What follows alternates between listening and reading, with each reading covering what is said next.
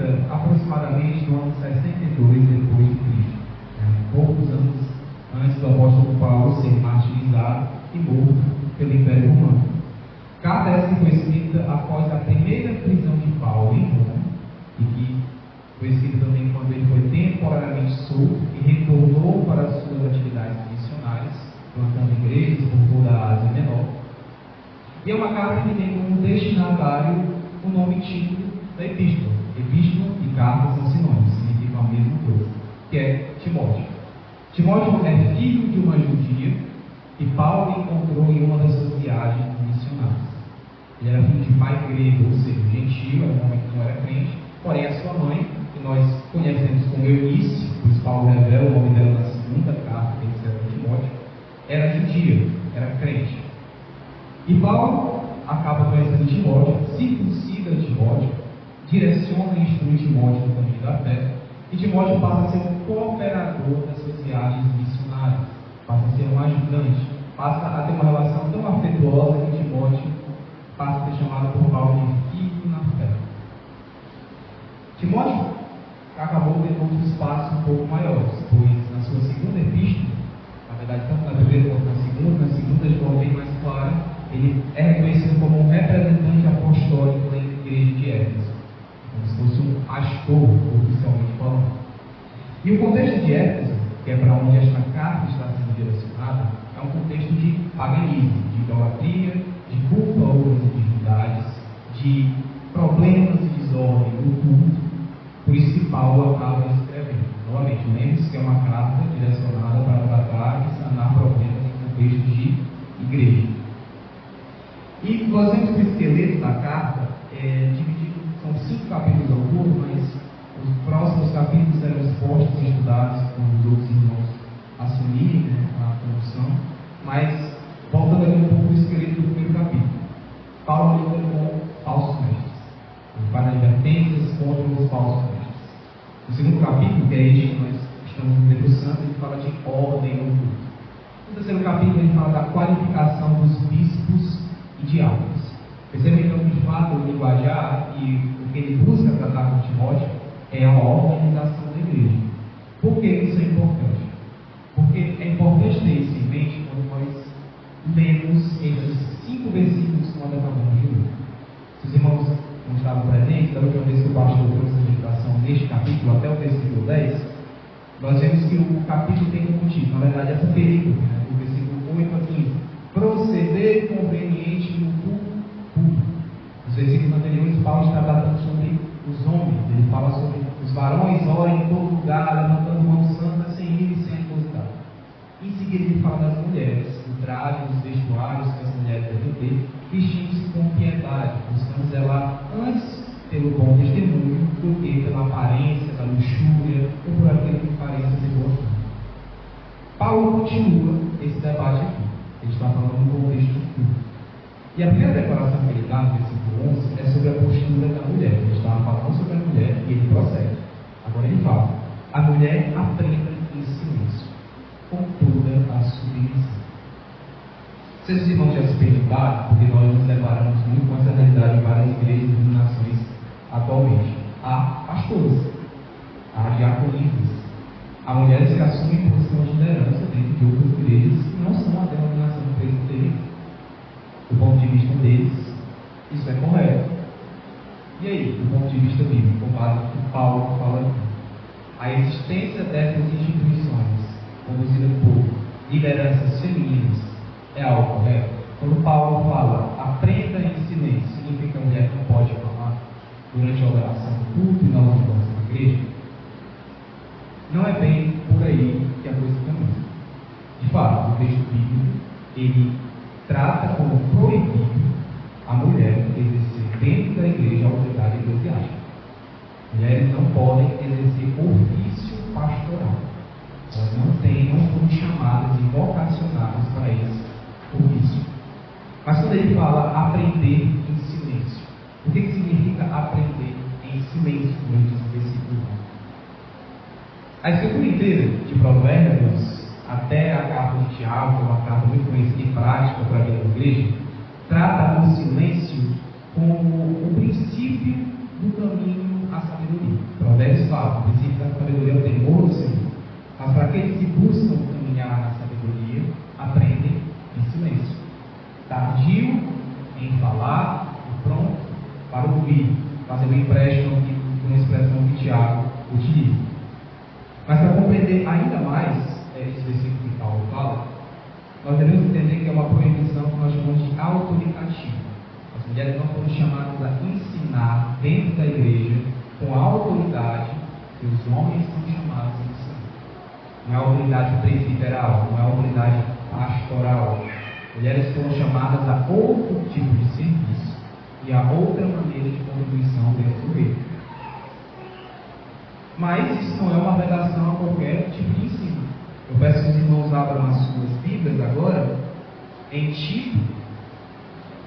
Nosso irmão Tito nos faz presente para ser prestigiado. Tito capítulo 2, versos 3 a 5. Quem encontrar pode ler, por gentileza.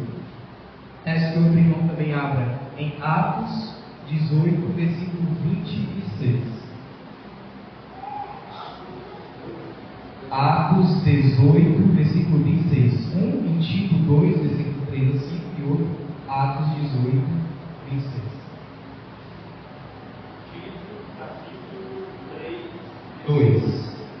versículo 3 a 5 diz: Quanto às mulheres idosas, semelhantemente que sejam sérias em seu proceder, não caluniadoras, não escravizadas a muito vinho, sejam mestras do bem, a fim de instruírem as jovens recém-casadas a amarem ao marido e a seus filhos, a serem sensatas, honestas, boas donas de casa, bondosas, sujeitas ao marido, para que a palavra de Deus não seja difamada. Pronto, perfeito. Esse texto fala de uma advertência, de um conselho e recomendação do apóstolo Paulo. O mesmo Paulo que escreve esta carta a Timóteo é o mesmo Paulo que escreve a carta de Tito. E o que ele diz nesse versículo que o Giovanni acabou de ler? Esses 3 versículos. As mulheres mais velhas instruam as mais novas. No que? Amarem seus maridos, no caminho da sensatez, do bom senso, etc. Então, ou seja, a própria Escritura não proíbe qualquer tipo de ensino feminino. O que a Escritura não admite é esse ensino autoritativo que é típico de liderança eclesiástica, e nós vamos entender o porquê, que é masculino. As mulheres da liga comunal, de irmã para irmã, ensinam na igreja. Paulo mesmo fala isso. As mulheres mais velhas, que têm mais sabedoria, experiência e tempo de cristandade, ensinem as moças mais jovens para a edificação do povo, para a contribuição do serviço ao Senhor, para a vida na igreja. Quem encontrou Atos 18, 26 pode ler por gentileza. Depois, começou a falar poucamente na sinagoga, ouvindo, porém, Priscila e Áquila, aí cantaram consigo com mais gratidão e puderam também com Deus.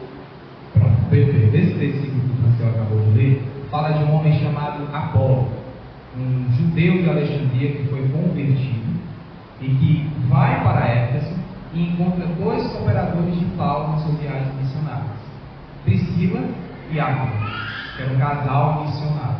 Priscila era uma mulher. O texto diz que não só foi Áquila que instruiu, ensinou e direcionou ele no letramento da fé, foi também Priscila. Aqui nós vemos mais uma vez uma mulher assumindo uma postura e função de ensino dentro do reino de Deus. O ensino envolve mais conhecimento e letramento da fé. Pois este mesmo Apolo tinha conhecimento relativo das Escrituras, mas não conhecimento de vida prática a nível congregacional também. Então, Priscila, uma mulher, mais uma vez, ensina inclusive um homem, não foi uma mulher, foi um homem que foi ensinado por outra mulher. Diante disso, meus queridos, nós não podemos corroborar com a ideia de que as Escrituras elas têm um viés machista. Nós podemos admitir que, de fato, a Bíblia carrega elementos da época em que foi escrito, elementos culturais, elementos históricos. Mas Deus, quando cria a mulher e o homem, Ele os cria em posição de igualdade quanto à sua nobreza e dignidade. muito embora, como nós veremos mais à frente, diferentes quanto à sua função no reino. Então, quando Paulo diz que a mulher aprenda em silêncio, ele não está dizendo uma mudez literal. Há algumas igrejas que, infelizmente, dentro do contexto presbiteriano, sendo muito, não digo nem ortodoxos, mas radicais e extremistas, que não admitem e não concordam com a ideia da mulher sequer orar no culto. Isso não tem embasamento bíblico. Isso não tem precedente. Isso não significa o tipo de submissão que Paulo está falando aqui. Ele está falando sobre ofícios dentro da igreja, trabalhos dentro da igreja, hierarquia dentro da igreja. E qual é o fundamento que Paulo utiliza? Porque algumas denominações dizem que essa passagem aqui é um reflexo da cultura da época. Porque em Éfeso as mulheres não tinham esse protagonismo, essa participação ativa na sociedade, por isso que Paulo fez isso dessa forma. Qual é o fundamento que Paulo utiliza para fazer essa argumentação? E por que nós não compreendemos dessa forma? Ele diz, no versículo 12 e 13: não permite que a mulher ensine a desautoridade de homem, esteja porém em silêncio, porque primeiro foi formado Adão, depois Eva. Veremos também 14. E Adão não foi iludido, mas a mulher, sendo enganada, caiu em transgressão. Aqui Paulo está remetendo aqui, quando ele fala Adão e Eva. Qual é o livro da Bíblia que ele está fazendo referência? A Gênesis, da criação. Os irmãos, o Alex já respondeu. Gênesis. Ele se refere ao evento criacional do homem e da mulher. Então, primeiramente, o argumento que Paulo utiliza aqui não é cultural, é criacional.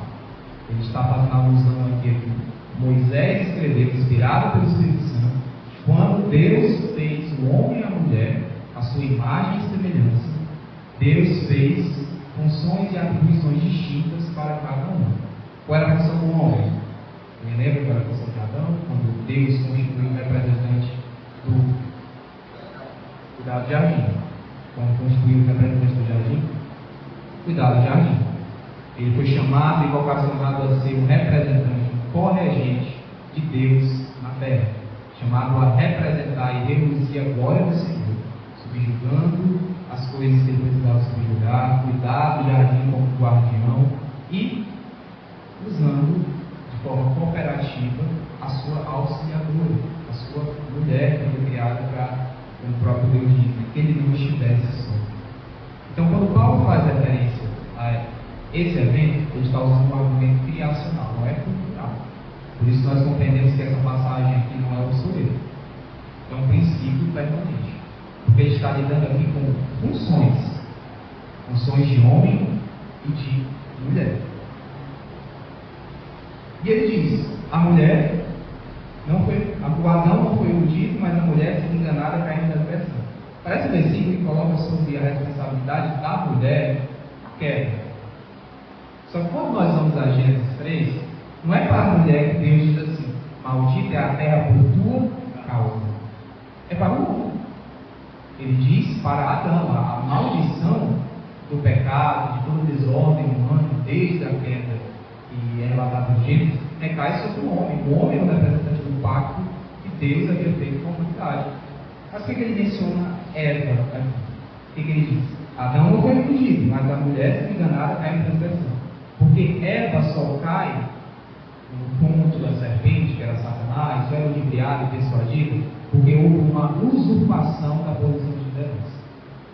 Porque o homem que deveria exercer a sua função de líder, guardião e cuidador do jardim, na sua omissão e na usurpação dessa função por parte de Eva, gerou toda essa desordem e caos que nós vemos hoje. Então a ideia de submissão de Paulo é a seguinte: a submissão, ela na verdade, no mundo de hoje, nos tempos de hoje, ela passou por uma subversão. Passou a ser normalizado mulheres com sede de protagonismo, liderança e vontade de condução e controle. Porém, Deus bíblico isso não existe. Na ordem de Deus, o homem é o representante, o homem é o condutor, e assim foi que ele estabeleceu o jardim.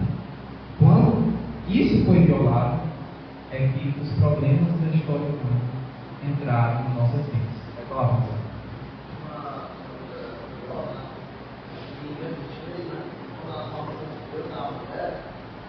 Uma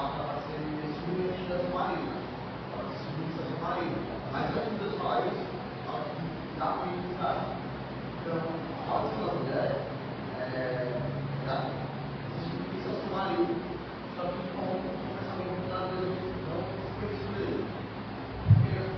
Porque eles se desenvolveram a atitude de pensamento. Era igual, como a mulher. Uma queda, você vê que a hospitalidade, a esposa da gente, que é o pensamento, você fala que quando a atitude do seu marido, você é uma forma também de mostrar pecado. Claro, como o André Marcelo disse, um fato interessante é que quando Deus ia visitar o homem e a mulher, quando ele falava Adão, o homem, né, ele chamava o homem, os dois iam. A mulher também era Adão, tanto o homem quanto a mulher. Só depois da queda é que Adão ele faz algo que era para ser feito apenas com os animais, que é dar um nome.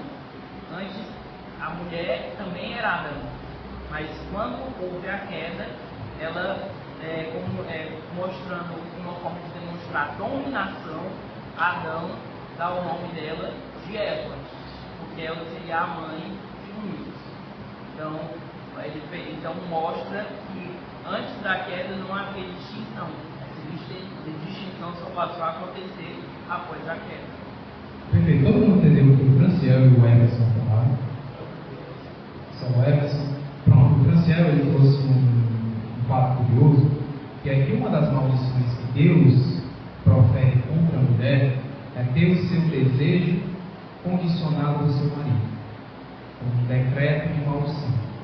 Ela deveria, mesmo a contragosto, ser submissa ao seu marido. Mas por quê? Porque ela violou esse princípio anteriormente. Adão era o representante da humanidade, era ele o líder, e ela, o seu desejo pecaminoso, acabou ultrapassando a barreira que Deus estabeleceu, pois ela era convidada a achar alegria e prazer nessa submissão. Então agora, Deus ele profere um decreto onde a mulher, mesmo a contragosto, teria que ser submissa. O que o Emerson falou foi que no texto bíblico, na ordem cronológica da narração de Gênesis, não havia ainda o nome Eva. Adão ele acaba nomeando Eva após a queda, após a separação do Criador com o homem e a mulher. O homem e a mulher eram um de tal maneira que até mesmo o nome de Adão era compartilhado com ela.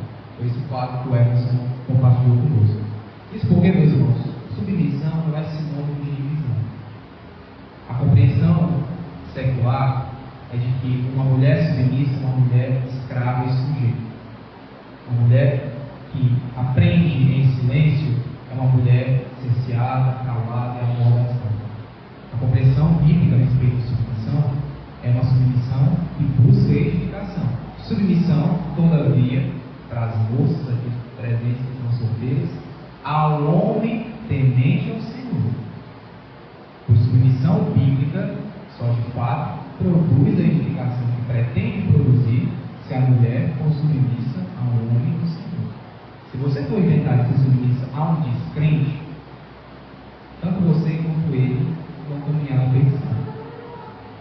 Ele não vai orientar da maneira que um homem de Deus orientaria, você não vai auxiliá-lo da maneira que você comumente auxiliaria, mesmo com temor, mesmo com espiritualidade. Não há comunhão entre luz e trevas. Então a submissão bíblica ela existe no contexto onde ambos são crentes, dentro de um contexto chamado mundo. Mas retomando aqui ao nosso texto, no versículo 14, o que Paulo quer tratar é justamente isso, dessa responsabilidade que, de forma bem implícita, o texto traz para os dois, Adão e Eva. O texto não parte do princípio que foi culpa de Eva necessariamente a queda. Ele faz uma crítica implícita a Adão. Pois se Adão não tivesse sido omisso na sua liderança, isso não teria acontecido. Se ele estivesse de fato guardando o jardim como ele deveria, a serpente não teria entrado.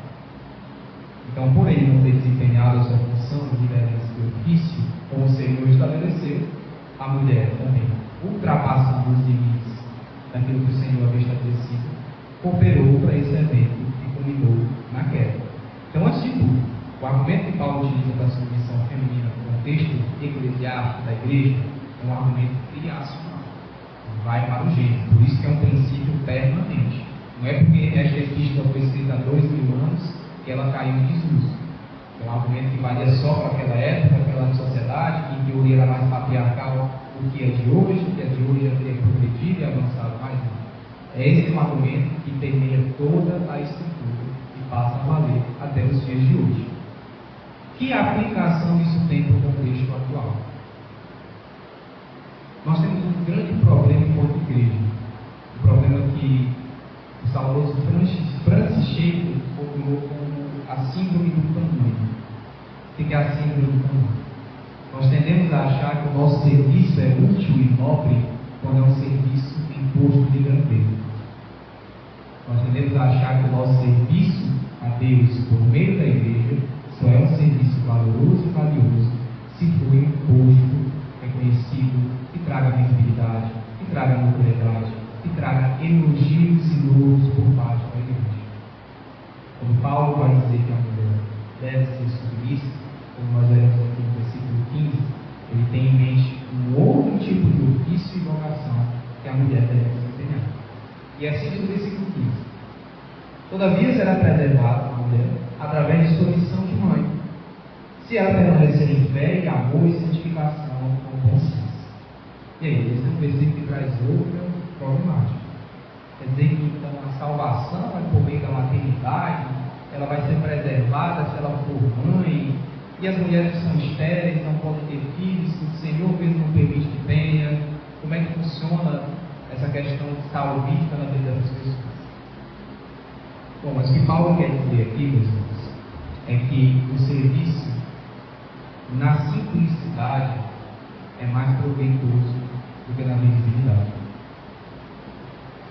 A mulher foi chamada a servir de forma mais simples, mais humilde e mais singela. Não só a mulher. Embora o texto estivesse sendo para a mulher, aqueles que servem na igreja de Deus devem buscar o lugar que está fora dos holofotes. Eles devem buscar e abraçar a minimar. Cada vez que vai dizer naquela parábola do casamento, ele fala que nós devemos buscar o último assento, porque os humilhados serão exaltados, quando ele se exalta será humilhado. É dando que se recebe, melhor é servir do que ser servido. Toda a Escritura ela parte do princípio de que o serviço que Deus se agrada é aquele serviço que os homens se agradam. Porque o homem quer glamour, quer nobreza, quer destaque, quer reconhecimento, quer visibilidade. Mas o serviço a que Deus vocacionou a mulher é um serviço ordinário da vida cotidiana. No texto não diz que você, mulher, vai ser salva se você maternar, se você verá o seu filho. Ele não está dizendo isso. O que Paulo está usando aqui é uma expressão para aquilo que ele quer dizer. Que a mulher, por meio do serviço ordinário, ela manifesta a salvação. Por isso que ele vai dizer, se ela permanecer, se até uma condicionante, sua missão de mãe, se ela permanecer com o quê? Com fé, e amor, e santificação, e bom senso. Salvação não deixou de ser pela graça da igreja. O texto não está dizendo isso. O texto está dizendo aqui, mediante a fé, a mulher, manifestando essas obras, desempenhará a função que Deus estabeleceu para ela. A função que Deus tem prazer que ela exerça. E se eu não conseguir maternar, isso nunca deve resolver. Bom, se você permanecer em fé e amor e santificação, você está sendo uma mulher do Senhor. Nós temos um grave problema, que eu acredito que é uma maldita herança da teologia da prosperidade. Nós tendemos a julgar abençoado geralmente quem ostenta sinais exteriores de riqueza ou aparente talento no próprio vida. Nós dificilmente olhamos para aquele mendigo no meio da rua que se embrulha com papelões de caixa que ele pega no supermercado como alguém abençoado. Agora, se o irmãozinho da igreja compra uma Hilux, foi Deus que deu para ele. Se ele ganha na Mega Sena, foi Deus que deu para ele. Se ele ganha na loteria, foi Deus que deu para ele. Aí você não passar no concurso, 20 mil de salário mínimo, foi Deus que deu para ele. Não estou dizendo que Deus não faz essas coisas. É porque o nosso critério do que é bênção e prosperidade é um critério muito mudante. Porque uma mulher que desempenha funções tão singelas e simples quanto essa, é uma mulher abençoada. é uma mulher de Deus. Por que nós interpretamos como dádiva aquilo que os homens acusam? Porque para Deus o que é riqueza, o que é prosperidade, o que é de bom tom ou a fama, como diz o apóstolo Paulo, não é isso que esse mundo valoriza. É o que ele valoriza. É uma frase do teólogo que fez há pouco, que é extremamente aplicável para as mulheres que servem na igreja, as mulheres que têm participação em projetos da igreja, empreitadas que envolvem a nossa organização, envolvem a expansão do reino de Deus, a propagação da igreja. Muito pode o pouco, quando o pouco é verdadeiramente consagrado a Deus. Nosso problema é mais de consagração. Uma mulher consagrada a esses ofícios e funções é uma mulher abençoada. Uma mulher que cumpre o ideal de submissão, de adoração e produz edificação. Nós temos o problema também de lembrar, nós somos das grandes mulheres da Bíblia. Qual é o primeiro exemplo que vem à mente? Esther, Débora, juíza, grandes mulheres da Bíblia. Sabe qual é o problema? É que nós não lembramos das mais simples e ordinárias. Nós não lembramos de Eunice, mãe de Timóteo, Loide, vó de Timóteo. Sabe por que nós não lembramos? Infelizmente esquecemos. Porque a instrução de Timóteo, o conhecimento que ele teve das Escrituras, da que Paulo vai falar em 2 Timóteo, lá no capítulo 3, ele menciona as duas no capítulo 1, prossegue e desdobra no capítulo 3. A instrução espiritual de Timóteo, algo que nós fazemos nos sábados correios aqui, foi feito por essas duas mulheres. Porque o pai dele era crente. E Paulo vai dizer, as sagradas letras das quais está inteirado desde a tua infância. Quem ensinou este rapaz, que posteriormente se tornaria um pastor da igreja de Éfeso, foram essas duas mulheres, mãe judia e vó, que também professava essa fé. E Paulo diz, a fé que primeiro habitou na tua mãe Eunice e na tua avó, Loide. Então nós temos uma dificuldade de compreender que um serviço desse, de letramento espiritual de uma criança, nossos filhos, aqueles que estão sob a nossa dependência e tutela, é um serviço nobre e digno de louvor para Deus. Maternidade, pelo feminismo, pela secularização da sociedade, passa a ser visto como um fardo. Filhos são um fardo. Casamento é uma prisão. Casamento é cárcere. Prefiro minha liberdade. Às vezes não é um pressuposto bíblico. Casamento é uma instituição que no texto bíblico simboliza a relação de Deus com o filho. E o marido é chamado a amar a sua esposa como Cristo demonstrou amor pela igreja. É um amor sacrificial, se dando e morrendo por ela. O que é pedido da mulher? A mulher ser submissa aos seus maridos. Até mesmo quando nós analisamos o peso dessas duas funções, o peso tende a ser maior se o homem, de forma muito honrada, buscar cumprir seu ofício. É bem maior para o homem. Porque amar, não digo nem a mulher, eu digo qualquer pessoa, como Cristo amou a igreja, é uma tarefa difícil. Como foi que Cristo amou a igreja? Edificando, exortando, perdoando e morrendo. São 4 pilares de vida que ninguém tem muita disposição a cumprir com o seu ninguém. Mas ainda assim, o casamento é uma manifestação desse tipo de amor. Ou deve ser uma manifestação desse tipo de amor. É por isso que anima você estar aqui hoje. Nós temos várias mulheres aqui na igreja, mulheres que têm vida congregacional ativa, mulheres que são mulheres de oração, mulheres que contribuem para o funcionamento e manutenção desse templo. O serviço de vocês é um serviço nobre da simplicidade. Geralmente, quando uma mulher não tem um coração submisso, ela tem geralmente um casamento disfuncional, uma maternidade problemática, uma espiritualidade instável. Porque geralmente mulheres submissas são mulheres positivas, são mulheres do síndrome de protagonismo, são mulheres que acabam ultrapassando o mesmo limite que Eva ultrapassou, violando a função de liderança, autoridade do marido e, consequentemente, desobedecendo ao Senhor. Isso aqui você está desobedecendo ao seu marido, não, está desobedecendo ao próprio Deus mesmo. Sabe quem não acredita que tem funções tipicamente masculinas e tipicamente femininas? Quando nós vemos aí o fenômeno da homossexualidade, com as suas inúmeras camadas aí, parece que virou código do GTA, quando anda uma sigla nova, quando nós vemos a maneira que a identidade de uma mulher passa a ser uma coisa relativa, e de um homem também, é esse princípio que ele vai falar. Gênero é uma construção social. Porque existe sexo feminino e masculino. O gênero é uma construção social. Nós não acreditamos nessa coisa. Deus, ele criou o homem e a mulher na sua distinção para que houvesse complementação. Os dois se complementam, os dois se auxiliam, os dois crescem juntos para refletir o amor sacrificial que Cristo nos deu. Eles não são inimigos, eles não são opositores, eles não são adversários. Quem transformou o casamento em uma guerra foi o mundo. E quem permitiu que essa visão fosse popularizada foi a igreja. Nós romantizamos, inclusive, muitas coisas. Homens displicentes, homens omissos. Por que há pastores? Por que há diáconos em igrejas pentecostais? Você sabe, meu Deus? Por quê? Como é? Por falta de homens. Então, embora a mensagem de hoje dialogue muito mais com o público feminino, ela também dialoga com o público masculino. Homens omissos geram esse tipo de situação.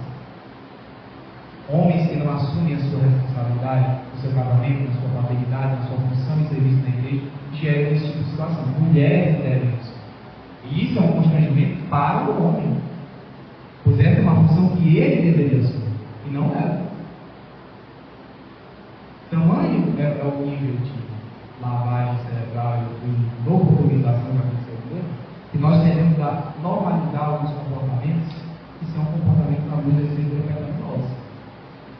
Mulheres iracundas não são mulheres de personalidade forte, são mulheres de coração pecaminoso. Isso é um eufemismo. Pessoas de personalidade forte são só pecaminoso. Não dê lugar. Aí o sol não se põe no que você. É que o diabo não se aproveita disso. É um problema pecaminoso isso. Mulheres que querem conduzir seu estandarte no seu relacionamento, isso é um problema pecaminoso. Que o homem deve se arrepender e a mulher também. O homem deve assumir essa postura de homem, de buscar crescer junto à sua esposa, de buscar crescer na sua igreja e em espiritualidade, juntamente com a sua mulher. Isso não é um discurso machista. Esse é o princípio da Escritura. Aqueles que têm problema com isso, são as pessoas que não seguem a Escritura. Tem problema com Deus, o problema já é emocional, espiritual, não é um problema racional, é. Deus fez o problema. Então, meus queridos, o nível de serviço que Deus exige de nós, das nossas mulheres, é aquele serviço que tem a sua nobreza, a sua simplicidade. Então, concluindo com apenas duas aplicações, homens, embora novamente seja uma mensagem de diálogo com mulheres, vale para homens também. Lembrem da sua vocação. Vocês são chamados a servir e a amar suas esposas como Cristo amou a igreja. Cristo amou a igreja, de fato, nos 4 pilares: edificando, exortando, repreendendo e morrendo, mas também pastoreando. O homem de Deus pastoreia a sua esposa e cuida da sua esposa. O ideal de submissão só é aplicado em matrimônio cristão. Então, se você se evade da sua função, tudo que você vai colher é problema. Mulheres, procurem a nobreza na sua simplicidade, na sua ordinariedade. O serviço a Deus, ele não é um serviço que é medido por quanto você faz, de onde você faz, mas como você faz. No comum, no dia a dia, no cotidiano. O interessante é uma fala do Augusto de Paulo, que ele fala assim: eu quero saber se você faz em língua. Não estou preocupado se você faz milagre, não. Me diga como é que você trata o seu marido. Me diga como é que você trata o seu esposo. Homem, me diga como é que você trata a sua esposa. Aí sim, com base nisso, eu vou dizer se você é cheio de Espírito Santo. Se você é de prova, tem fruto do Espírito, amor, dignidade, assim. Aí sim. Atestado de espiritualidade começa em casa e é testemunhado pela igreja, mas começa em casa. Casa é o ambiente primário e principal onde você deve desenvolver a sua salvação. Então, que nós lembremos que na singeleza da nossa vida, muito pode o pouco quando o povo é verdadeiramente consagrado a Deus. Amém? Alguns irmãos têm algumas perguntas, dúvidas, críticas, exortações, repreensões. Não? Então, vamos orar. Em seguida eu passo a falar com o nosso culto da noite, que é o irmão Edson. Oremos. Querido Deus e eterno Pai, graças te damos, Senhor, por mais um culto de doutrina, por mais uma oportunidade do Senhor falou por meio da tua palavra. O Senhor nos lembrou de princípios básicos do teu Evangelho, da vivência com Deus, da espiritualidade que é simples, que é ordinária, mas que produz edificação, fruto e crescimento em Deus do corpo. Nós possamos, homens e mulheres, nos debruçar mais nas tuas escrituras, possamos compreender que essa palavra é útil para o ensino, que ela é fiel para nos repreender, para nos edificar, e que dela provém a vida eterna. Nós conhecemos a Ti, conhecemos os Teus desígnios, aquilo que o Senhor estabeleceu desde a criação do mundo. Nós possamos sempre caminhar nesse padrão daquilo que o Senhor exige de nós, e nós não sigamos o padrão do mundo, não sigamos a lógica secular, mas que nós possamos sempre ser edificados por meio da submissão aos pés da tua cruz. As mulheres da tua igreja cada vez mais têm essa compreensão, que amem mais os seus maridos, que busquem compreender o valor do serviço que há na simplicidade